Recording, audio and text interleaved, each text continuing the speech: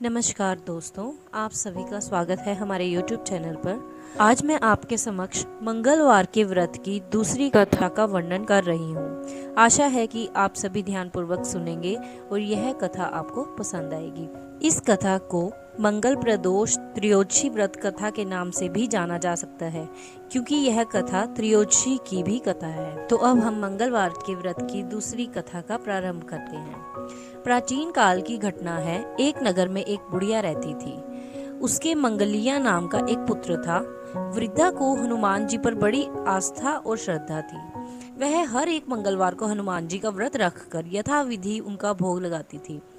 इसके अलावा मंगलवार को न तो वह लीपती थी और न ही मिट्टी खोदती थी। इसी प्रकार से व्रत रखते हुए जब उसे काफी दिन बीत गए तो हनुमान जी ने सोचा कि चलो आज इस बुढ़िया की श्रद्धा की परीक्षा हो जाए।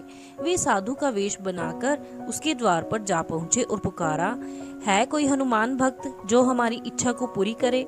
बुढ़िया ने यह पुकार सुनी तो बाहर आई और पूछा कि महाराज क्या आज्ञा है। साधु के वेश में हनुमान जी बोले कि मैं भूखा हूँ, भोजन बनाऊंगा, तू थोड़ी सी जमीन लीप दे।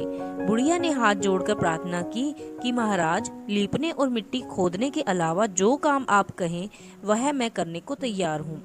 साधु ने 3 बार प्रतिज्ञा कराने के बाद कहा, तू अपने बेटे को बुला, मैं उसे औंधा लिटाकर उसकी पीठ पर भोजन बनाऊंगा। बुढ़िया ने सुना तो उसके पैरों तले की जमीन खिसक गई, मगर वह वचन हार चुकी थी। उसने मंगलिया को पुकारकर साधु महाराज के हवाले कर दिया, मगर साधु ऐसे ही मानने वाले न थे। उन्होंने बुढ़िया के हाथों से ही मंगलिया को औंधा लिटाकर उसकी पीठ पर आग जलवाई। आग जलाकर दुखी मन से बुढ़िया अपने घर के अंदर जा घुसी। साधु जब भोजन बना चुके तो उन्होंने वृद्धा को बुलाकर कहा कि वह मंगलिया को पुकारे ताकि वह आकर भोग लगा दे। वृद्धा आंखों में आंसू भरकर कहने लगी कि अब आप उसका नाम लेकर मेरे हृदय को और मत दुखाओ।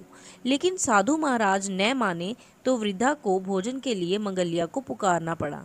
पुकारने की देर थी कि मंगलिया बाहर से हंसता हुआ घर में दौड़ आया। मंगलिया को जीता जागता देखकर वृद्धा को सुखद आश्चर्य हुआ।